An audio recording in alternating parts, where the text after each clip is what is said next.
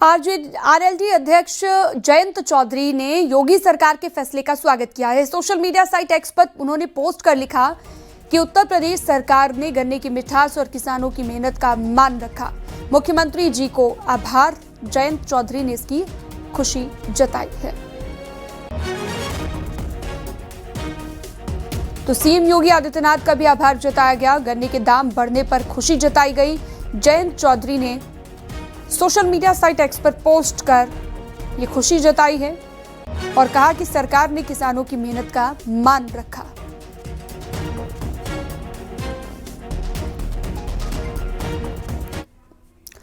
और अगली खबर है वाराणसी से। ज्ञानवापी केस में आज अहम सुनवाई होनी है। ज्ञानवापी के सील वजूखाने के मामले में जिला जज संजीव शुक्ला की अदालत में ज्ञानवापी से जुड़े अहम मामले की सुनवाई दोपहर में 2:30 बजे से होगी। आज सील वजूखाने के ताले पर लगे हुए जर्जर कपड़े को बदलने का दिन तय होगा। दोनों पक्षों की ओर से सील वजूखाने के ताले पर लगे जर्जर कपड़े को बदलने को लेकर सहमति जताई गई थी, जिस पर माननीय न्यायालय में जो है जिला जज संजीव शुक्ल की अदालत में दोनों पक्षों की सहमति से यह तय हुआ कि वास्तव में वह कपड़ा बदला जाए। 29 यानी आज 29 तारीख को माननीय न्यायालय में पुनः एक रह गया सरकार के द्वारा जो आवेदन दिया गया है, जो कि कपड़ा जो है बदलने का, उसको जैसे ही विड्रॉ किया जाएगा उसके माननीय जिला जज माननीय संजीव शुक्ल जी यह तय करेंगे कि दोनों पक्ष, ज्ञानवापी के दोनों पक्ष, जो ज्ञानवापी मसाजिद और हिंदू पक्ष जो है यूँ बैठ कर यह सहमति होगी कि किस दिन ज्ञानवापी में जा करके जो है वो जो उनके सामने जो है कपड़ा बदला जाएगा ताकि उसको सील मोहर लगाया जाएगा। तो सील वजूखाने के मामले को लेकर सुनवाई होगी। आज ताले पर लगे हुए जर्जर कपड़े को बदलने पर यह सुनवाई होनी है। ज्ञानवापी केस को लेकर आज एक अहम सुनवाई है जो कि 2:30 बजे के आसपास होगी। ये बड़ी जानकारी इस वक्त हम आपको दे रहे हैं। जिला जज संजीव शुक्ला मामले की सुनवाई करेंगे।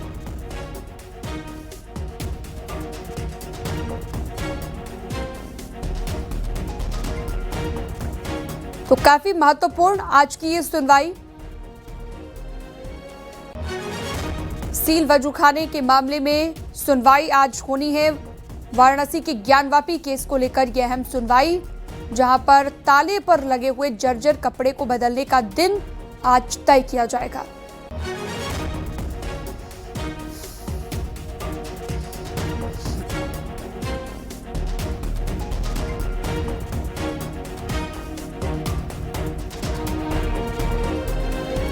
चलिए सीधा रुख करते हैं। उपेंद्र द्विवेदी हमारे साथ ज्यादा जानकारी और अपडेट के साथ लाइव जुड़ चुके हैं वाराणसी से। उपेंद्र, आज का दिन काफी अहम ज्ञानवापी केस को लेकर, क्योंकि आज एक महत्वपूर्ण सुनवाई होनी है 2:30 बजे के आसपास, और क्या ज्यादा जानकारी, क्या कुछ आज सुनवाई के दौरान देखने को मिल सकता है? देखिए, बिल्कुल 2:30 बजे सुनवाई है। उससे पहले यहाँ पे कचहरी का चूंकि अब खुल रही है तो कुछ देर बाद दोनों ही पक्षों के वकील यहाँ पर पहुँचेंगे। आज जिला प्रशासन की ओर से नॉट प्रेस एप्लीकेशन दी जाएगी, क्योंकि पिछली बार ही दोनों पक्ष जो थे वो सहमत थे सील वजूखाने का जो कपड़ा बदलना है, इसमें कोई वाद विवाद की स्थिति नहीं थी। ऐसे में दोनों ही पक्ष इस पर सहमत थे। जो वजूखाना सील हुआ है, यानी कि जो ताला लगा है उसके ऊपर जो कपड़ा लगाया जाता है वो फट गया है, खराब हो गया है, तो उस कपड़े को बदलना है। लेकिन चूंकि सुप्रीम कोर्ट के आदेश पर वो सील है तो ऐसे में उसके लिए एक लीगल प्रोसेस है, और उसी लीगल प्रोसेस की ओर से जिला प्रशासन, जिसकी कस्टडी में ये पूरा सील वजूखाना है, जिला प्रशासन की ओर से एप्लीकेशन दी गई थी। और एप्लीकेशन देने के बाद जिलाधिकारी वाराणसी को की ओर से एप्लीकेशन थी, जिस पर बाद कोर्ट ने कहा कि जो सरकारी वकील शासकीय अधिवक्ता हैं वो इस पर जो है नॉट प्रेस की एप्लीकेशन देंगे, और उस नॉट प्रेस की एप्लीकेशन के बाद दोनों ही पक्ष जो है उनकी मौजूदगी में बदला जाएगा। बता दें कि इस पर अंजुमन इंतजामिया मसाजिद कमेटी की ओर से कहा गया था कि वजूखाने को सुप्रीम कोर्ट के आदेश पर सील किया गया है। इस पर जिला जज ने सुप्रीम कोर्ट के आदेश का अवलोकन किया और कहा कि इस मामले में सुप्रीम कोर्ट ने पहले ही प्रशासन को उक्त वजूखाने में मिले शिवलिंग को संरक्षित और सुरक्षित रखने का आदेश दिया है। ऐसे में उक्त आदेश का अनुपालन कराने की जिम्मेदारी जिला प्रशासन की है। इस मामले में अलग से अर्जी दिए जाने और उस पर आदेश पारित किए जाने का कोई औचित्य नहीं है। दोनों पक्षों ने कपड़ा बदलने पर सहमति जताई है। जिला जज ने शासकीय अधिवक्ता से कहा है कि प्रशासन की ओर से जो प्रार्थना पत्र दिया गया है उसको नॉट प्रेस कर दिया जाए। एक लीगल प्रोसेस है नॉट प्रेस करना, तो नॉट प्रेस कर उसकी कॉपी 29 अक्टूबर यानी कि आज जो है अदालत में पेश करने को कहा गया है। तो साथ ही कहा गया है कि एएसआई सर्वे के दौरान दोनों पक्षों की जो टीम और जिला प्रशासन के अधिकारी मौके पर मौजूद थे, उन्हीं के सामने कपड़ा बदलने की कार्रवाई होगी। दरअसल पिछली जो तारीख थी उसमें कोर्ट में जिला प्रशासन की तरफ से विशेष अधिवक्ता राजेश मिश्रा ने एक अर्जी दाखिल की थी। अर्जी में कहा गया था कि आप लगातार नजर बनाए रखिएगा, आपसे आगे भी जानकारी इस खबर से जुड़ी लेते रहेंगे। फिलहाल आपका बहुत शुक्रिया। संभल में धामपुर ग्रुप की 2 शुगर मिलों पर ईडी की छापेमारी जारी है। रजपुरा की DSM शुगर मिल और इसके अलावा असमोली की धामपुर बायो ऑर्गेनिक्स पर यह छापा मारा गया है। ये छापेमारी सुबह से ही चल रही है। मिल परिसर में भारी पुलिस फोर्स के बीच ईडी के अधिकारियों की छापेमारी चल रही है।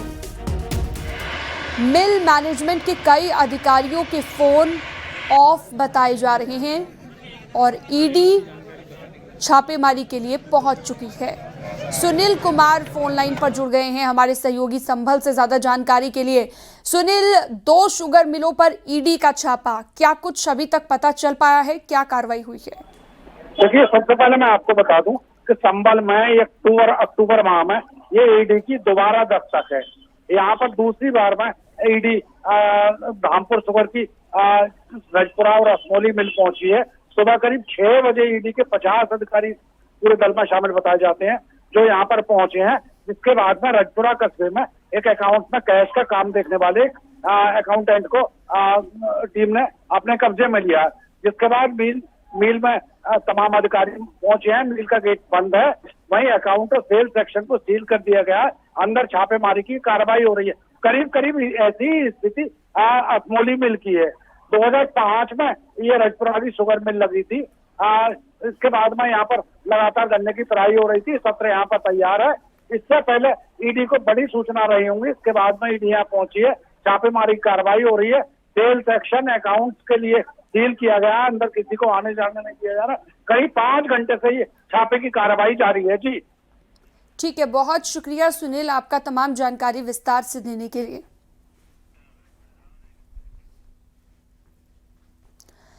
कानपुर में 3 लावारिस बच्चों को अब मां बाप का सुख मिल सकेगा। 3 निसंतान दंपतियों ने 3 लावारिस बच्चों को गोद लिया है। कलेक्ट्रेट सभागार में दंपतियों को प्रमाण पत्र भी दिया गया। हैदराबाद के प्रवीण कुमार दीवानजी और लता श्रीवास्तव ने परी को गोद लिया, जिसका नया नाम राइनी रखा गया। धनबाद के दिनेश कुमार तिवारी और अनामिका तिवारी ने करण को गोद लिया, जिसका नाम आयाश तिवारी रखा गया। जयपुर के भीमराज और मीना देवी ने सोना को गोद लिया, अब जिसे वान्या नाम मिला है। दाम्पत्य जीवन में संतान के सुख से बड़ा कोई सुख नहीं होता और इसकी प्राप्ति के लिए पति पत्नी कुछ भी करने को तैयार होते हैं। और जब उन्हें संतान मिल जाए तो उनके चेहरे की खुशी देखते नहीं बनती। ऐसा ही कुछ हुआ कानपुर में, जहां आज तेलंगाना, राजस्थान और झारखंड से आए पति पत्नियों को 3 बच्चे मिले। इन लोगों ने 2 बेटियों और 1 बेटे को अडॉप्ट किया, जिसके बाद उनकी खुशी देखते नहीं बनती और वो अधिकारियों के सामने बार बार एक ही बात दोहरा रहे थे, my family, small family, happy family, complete family. Business Ashish Pande के साथ अमित गंजू, न्यूज़ 18 कैंप। राम मंदिर भवन निर्माण समिति के अध्यक्ष नृपेंद्र मिश्रा ने कहा है कि राम भक्तों ने लगभग 3000 करोड़ से ज्यादा की धनराशि रामलला को समर्पित की है। रामलला को समर्पित की गई राशि और कई ऐसे लोग जिन्होंने बड़ी धनराशि से रामलला के मंदिर में सहयोग किया है, इसलिए ध्वजारोहण कार्यक्रम में उनको भी आमंत्रित किया जाना चाहिए। ध्वजारोहण कार्यक्रम में 6000 से ज्यादा लोग आमंत्रित किए जा रहे हैं। अब उनको भी बुलाया जाएगा जिन्होंने 2022 के बाद राम मंदिर निर्माण में धनराशि देकर सहयोग किया है। इतना ही नहीं, मंदिर निर्माण से जुड़े हुए कंपनियों, सप्लायर और कार्यकर्ताओं को भी सम्मानित किया जाएगा। 25 नवंबर के बाद राम मंदिर परिसर में भव्य आयोजन किया जाएगा। अनेक लोग ऐसे हैं जिन्होंने बाद में भी काफ़ी धनराशि से योगदान किया 2022 के बाद, तो यह था कि उनको तो आमंत्रित किया जाना चाहिए, उनको न छोड़ा जाए। यद्यपि समरसता की दृष्टि से 6000 से ऊपर लोग आमंत्रित किए जा रहे हैं, लेकिन अब उनको भी बुलाया जाएगा। फिर एक यह प्रश्न भी आया और सुझाव आया कि इतने लोग निर्माण से जुड़े हैं, कंपनियां जुड़ी हैं, सप्लायर जुड़े हैं, तो इनका भी सम्मान किया जाना चाहिए। तो उसकी सम्मान की योजना भी निकट भविष्य में 25 नवंबर के बाद एक बहुत बड़ा आयोजन किया जाएगा, जिस आयोजन में केवल वही लोग सम्मानित किए जाएंगे और प्रमाण पत्र या प्रशस्ति पत्र दिया जाएगा जिन्होंने कि इस निर्माण में अपना योगदान किया है।